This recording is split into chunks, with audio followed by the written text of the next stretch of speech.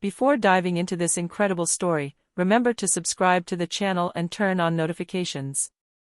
Here, every story has something to say, and you won't want to miss a single one. In the vast mansion of Alexander Whitman, a billionaire known as much for his colossal fortune as for his lack of warmth, a heavy silence reigned. His 5-year-old daughter, Emily, had been born with a severe speech delay. Doctors and specialists had declared that her progress would be slow and that she would need years of intensive therapy. But for Alexander, who had never had to endure anyone's incompetence, it felt like a personal challenge. One morning, while browsing the local news in his office, he came across a short article about the bravery of 3 boys from the city's poorer neighborhoods. Jack, Liam, and Ethan, aged 10 to 12, had volunteered their time teaching reading and writing to underprivileged children, using playful yet surprisingly effective methods. A spark of curiosity crossed Alexander's mind. What if these boys, without any formal academic training, could help his own daughter? That same evening, he invited them to his house. The boys, intimidated by the dazzling luxury and the presence of a man who seemed to be able to buy anything, looked at each other nervously. But Emily, dressed in a little sky-blue dress and with eyes shining with hope, approached them with a shy smile. "Hello, you," she stammered, her words almost trailing off before she left. The boys exchanged a glance and, without hesitation, began to talk softly, to sing, to invent games to encourage her. Each session became a small miracle. The cold walls of the house filled with laughter and childlike sounds. Alexander, who had seen and had everything, found himself surprised by something that no amount of wealth could buy, the pure emotion and sincere bond between these children and his daughter. But what began as a simple educational experiment soon transformed into something much bigger. The 3 boys, once unknown and invisible in their impoverished neighborhood, saw their lives turned upside down. The attention and recognition of a billionaire opened doors they had never imagined, but the real change didn't come from the money, it came from the confidence, the respect, and the power to believe in themselves. Alexander Whitman sat in his study, its walls lined with antique paintings, a glass of whiskey in his hand. Life had given him everything: thriving businesses, yachts, private jets. But there was one void that no amount of wealth could fill: his daughter Emily. From birth, she had struggled to speak. Doctors talked of speech delay, of long and complex therapies, but nothing had really worked. That morning, while browsing local news on his iPad, Alexander came across a short article that caught his eye. 3 boys from a disadvantaged neighborhood had managed to help other children learn to speak and read using simple but effective methods. They had no formal training, but their results were remarkable. Perhaps these children could help Emily, Alexander murmured, frowning. The idea seemed ridiculous, but something inside him wanted to try. He picked up his phone and summoned the 3 boys to his house. A few hours later, Jack, Liam, and Ethan crossed the immense wrought iron gate of the Whitman estate. Their clothes were simple, their hands slightly trembling, and their eyes filled with apprehension. They had never been in such a luxurious place. Emily, sitting on a soft rug with her dolls, looked up and smiled shyly. The boys approached slowly. Alexander watched them, crossing his arms, curious and slightly skeptical. "Hello," Emily murmured, stammering her first words of the day. The boys exchanged a knowing glance and began to speak softly, singing little songs, turning words into games. For the first time in a long time, Whitman's house echoed with laughter and children's sounds. Alexander felt his heart swell with emotion. He understood that what was happening here went far beyond the expectations of a simple speech lesson. And that was the beginning of an adventure that would transform not only the life of his daughter, but also that of the 3 boys. In the days that followed, Jack, Liam, and Ethan came to the Whitman house every morning. The house, which had once seemed cold and intimidating, began to transform under the influence of Emily's laughter and curiosity. The gilded walls and sparkling chandeliers were no longer just symbols of wealth, but the setting for a small universe where learning could be fun. Emily, initially shy and hesitant, began to repeat the sounds the boys were teaching her. My, mommy, she managed to say one morning, her voice trembling but clear. The boys exchanged a knowing look, proud of their first successes. Alexander, observing from his glass-walled office, felt an emotion he had never experienced before, pride mingled with a gentle unease. Every word Emily spoke seemed to open an invisible door in his heart, a door no contract or investment had ever been able to pass through. But things weren't simple. The boys, though enthusiastic, were still children themselves. They had their own fears and doubts. Jack, the eldest, constantly worried about not being good enough. Liam, curious and inventive, was afraid of bothering Emily. Ethan, more reserved, wondered if the wealth he saw around him was truly real or just a mirage. One afternoon, while they were playing a rhyming game to encourage Emily to speak, an awkward word slipped out from the little girl, "Daddy, Daddy." Alexander felt his breath catch.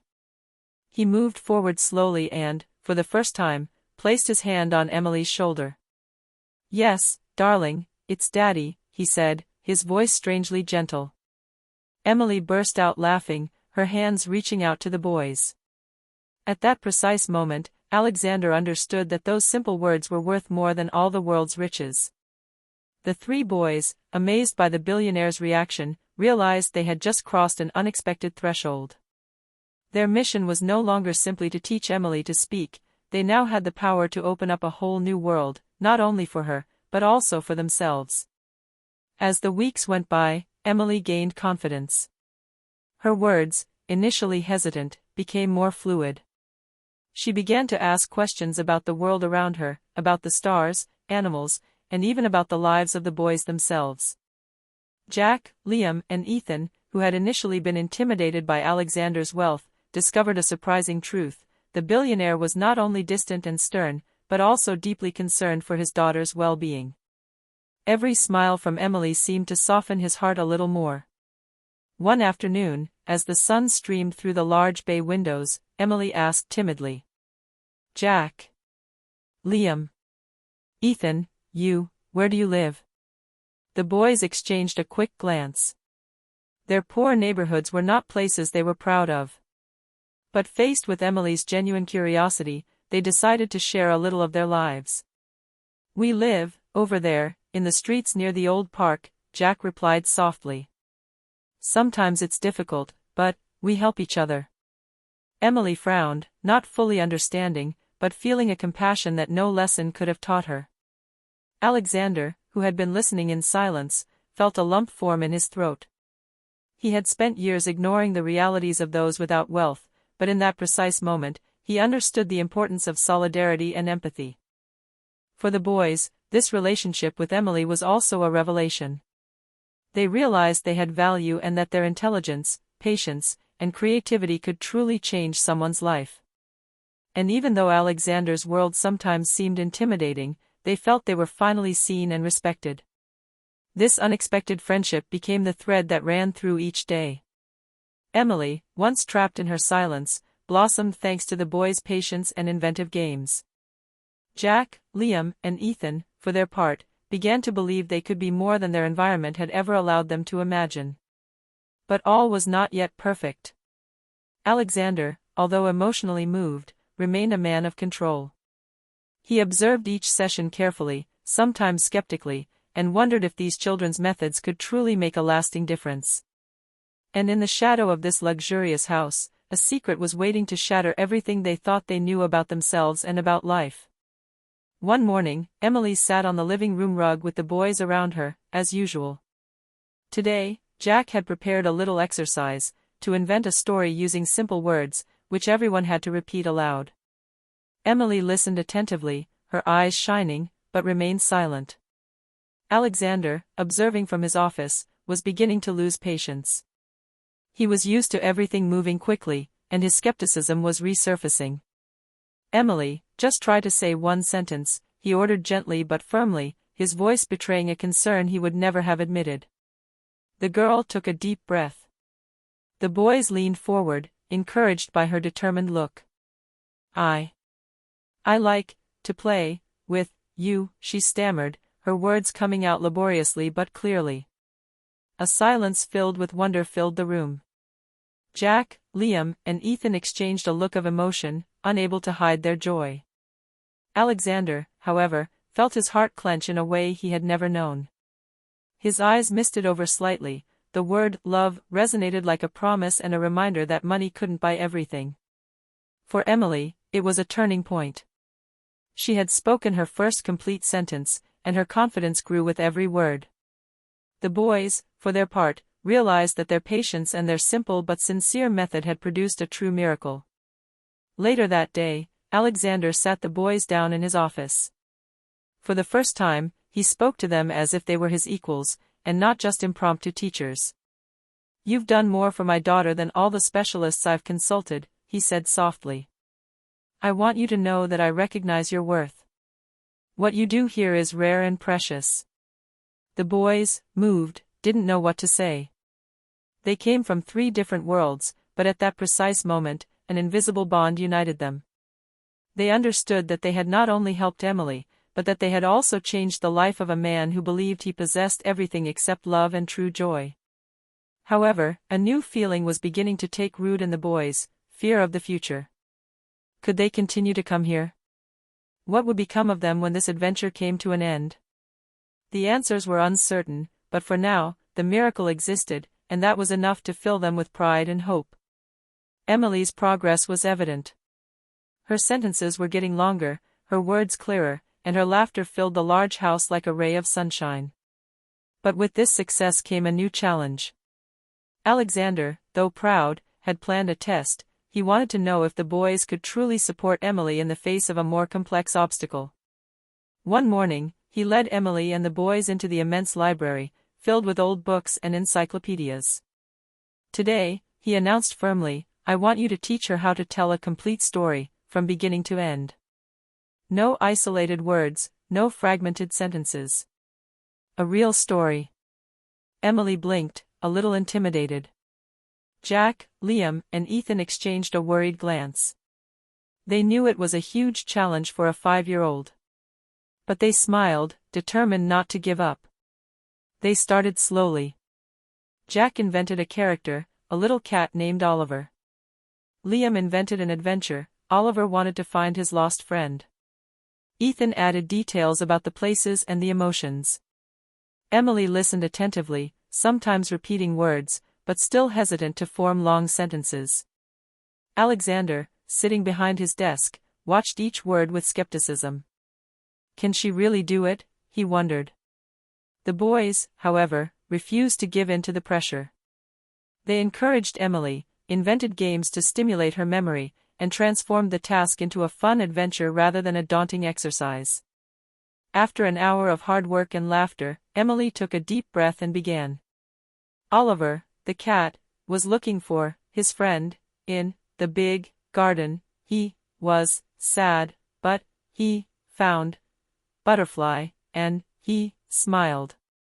The room was silent for a few seconds, then erupted in joy. The boys jumped for happiness, Emily laughed heartily, and Alexander felt his heart melt completely. It was more than just progress, it was an emotional victory that proved love, patience, and creativity could surpass all conventional methods. This success not only cemented Emily's confidence, but it also strengthened the bond between the boys and the billionaire. Alexander began to see them not as temporary helpers, but as valued friends and almost family members. However, in the shadow of this success, a concern persisted: could Alexander's influence really last in the boys' lives? Their poor world, full of challenges and difficult realities, was not going to disappear simply because they had found a miracle in a luxurious house. The weeks passed, and Emily's progress continued to surprise everyone. Her sentences were now complete, and she was even starting to tell her own little stories. Jack, Liam, and Ethan celebrated every success, but the outside world hadn't disappeared. Back in their neighborhood, reality hit hard. Bills, family arguments, and daily responsibilities reminded them that they were far from the safe and warm world of the Whitman home. Jack had to help his sick little brother, Liam found himself having to work after school to help his family, and Ethan faced a problem with a local gang that wanted to extort money from him. Their thoughts were constantly torn between their obligations at home and the duty they felt towards Emily. How can we continue to help her if our own lives are in chaos? Jack murmured one night, sitting on the sidewalk near their dilapidated building. Yet, each of them felt a deep connection with Emily and a responsibility they had never imagined. She was counting on them, and they had discovered within themselves a strength they didn't know they possessed. This mission had become more than just a tool for communication, it was a lesson in courage, patience, and perseverance. One day, Alexander called the boys home for a private meeting. "I know your lives aren't easy," he said, his tone serious but empathetic. "But I want you to know one thing, what you're doing for Emily isn't just a job. You're giving her the chance to thrive, and for that, I will be eternally grateful." The boys exchanged a glance. Alexander had just given them something money couldn't buy, the recognition and respect of a man they had always considered unattainable. This gesture inspired them to persevere, despite the difficulties. But the road ahead would still be fraught with obstacles. The real world awaited, ready to test their loyalty, courage, and determination. And as Emily progressed, the boys realized that their own transformation had only just begun. One afternoon, while Emily was playing in the garden with Jack, Liam, and Ethan, a phone call abruptly interrupted the peace of the Whitman house. Alexander answered, his face instantly hardening. The boys watched him anxiously. "Emily, your safety." I have to come," Alexander said gravely after hanging up. The boys exchanged a worried look. Something serious had just happened. A few minutes later, the situation became clear, a small fire had broken out in the kitchen. Fortunately, no one was hurt, but the alarm had frightened Emily. She took refuge in the boys' arms, trembling and silent. The words she had learned to speak seemed to have vanished in the face of fear. Alexander, usually impassive, felt a new wave of panic wash over him. "Stay with her," he shouted to the boys. Jack scooped Emily into his arms, Liam switched on the light to calm her fear, and Ethan murmured soft songs to distract her. The patience and method they had used for teaching her to speak were now being transformed into a tool to soothe her fear. After several minutes, Emily began to breathe more calmly. Her hands closed around Jack's and she finally whispered, "Dad. Dad." Alexander felt an overwhelming emotion wash over him. The word he heard every day now had never been so powerful. This moment was a revelation for the boys. They understood that their role went beyond teaching speech. They had become protectors, reassuring figures in a sometimes dangerous world, and Alexander, despite his immense wealth, needed them as much as Emily did. This shared ordeal brought them closer together. Emily had regained her voice, but more importantly, each realized that true courage was not measured by money or power, but by the ability to remain calm and protect those you love in the most critical moments. However, this incident made Alexander reflect on something crucial: the unpredictable and often cruel outside world would continue to test his family and these boys. He had to find a way to secure not only Emily's life, but also to create a stable future for Jack, Liam, and Ethan, who now held a special place in his heart. After the fire, Alexander realized that his responsibility went far beyond Emily. These three boys had changed his daughter's life and, consequently, his own. He decided it was time to act to give them a better future. One morning, he summoned Jack, Liam, and Ethan to his office, each feeling a mixture of curiosity and apprehension. "You've done an incredible job with Emily," he began. "But I know your lives outside are difficult. I want to give you a chance to change that." The boys' eyes widened. Alexander was offering them not only intensive academic support, but also scholarships to attend the best school in town, music and drama lessons, and even mentorship to develop their unique talents. Jack, the most pragmatic, murmured, "But, why would you do that for us?" Alexander smiled, slightly embarrassed. "Because you've shown me something money can't buy: dedication, patience, and a pure heart. You deserve a chance." Liam and Ethan were stunned. For the first time, the idea of a different future, of a world where they weren't limited by poverty, was becoming real. Tears welled up in Ethan's eyes. Thank you so much," he stammered. This decision transformed the dynamic between Alexander and the boys. They were no longer simply helpers for Emily, but partners in a human and emotional adventure. The following days were filled with new experiences, visits to the library, art classes, music lessons, and even outings to the theater. Emily, ever curious and lively, watched the boys with admiration. She saw not only their talents, but also the courage they displayed in overcoming their past. Every step forward, every smile, every new word spoken became a symbol of transformation and hope. For Alexander, the biggest change was happening within himself. Seeing these boys blossom inspired him to become a more present father and a caring mentor. He understood that true wealth lay not in material possessions, but in human connections, in the ability to give and receive trust and love.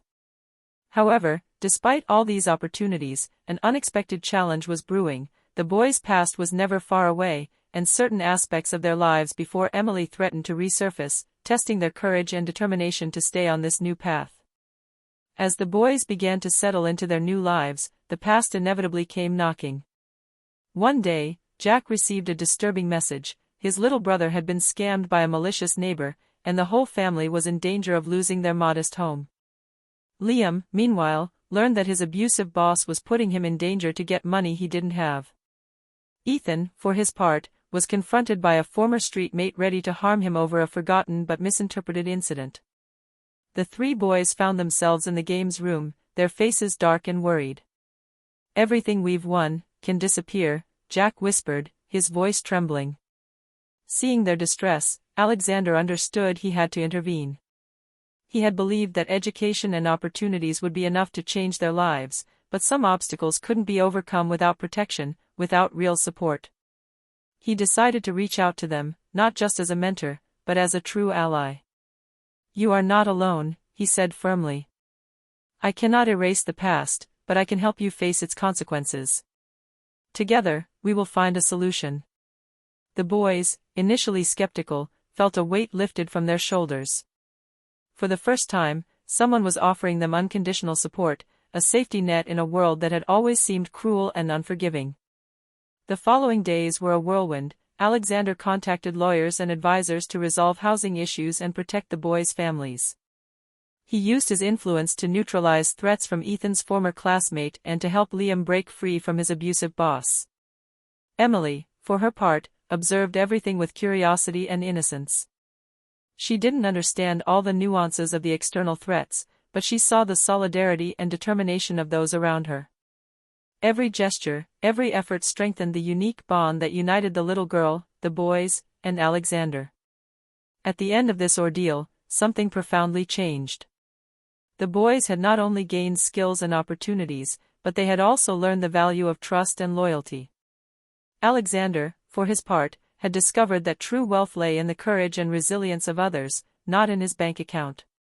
However, one last challenge was brewing, more personal and unexpected, which would test not only their courage, but also the depth of their bond with Emily and Alexander. The sun rose over the grand Whitman mansion, bathing the house in a warm, golden light. After all the trials, triumphs, and challenges, Emily ran through the garden, laughing heartily, her words clear and flowing. Jack, Liam, and Ethan followed her, playing with her, each feeling immense pride. Alexander, standing near the terrace, watched the scene unfold. His eyes shone with emotion. He had seen his daughter go from silence to speech. He had seen three poor boys become confident, courageous, and resourceful. But above all, he had understood that true wealth was not measured in money or possessions, but in human connections and shared love. After lunch, Alexander summoned the boys to his office. "You have changed my daughter's life, and mine," he said gently. "I want you to know that this home and this family will always be a refuge for you. But I also want you to use this opportunity to build your own future." The boys exchanged a glance. They realized that the real lesson was not just to help Emily, but to believe in themselves, to seize opportunities and to transform their lives despite the difficulties.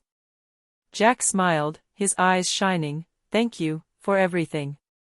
You've given us more than we could ever have imagined." Liam nodded, his throat tight. "We will never forget you." Ethan added shyly, "And we will always protect Emily." Emily, with her arms around Jack, whispered, "Thank you, my friends. I love you." These simple yet powerful words resonated in everyone's hearts. In the weeks that followed, the boys' lives changed forever. With Alexander's help, they were able to continue their studies, develop their talents, and support their families. Emily continued to thrive, blossoming into a happy, curious, and well-adjusted little girl. Alexander, for his part, had found something he had never thought possible, a family, defined not by blood or wealth, but by love, respect, and trust. The bonds forged between Emily and the boys, and between Alexander and these young heroes, were unbreakable.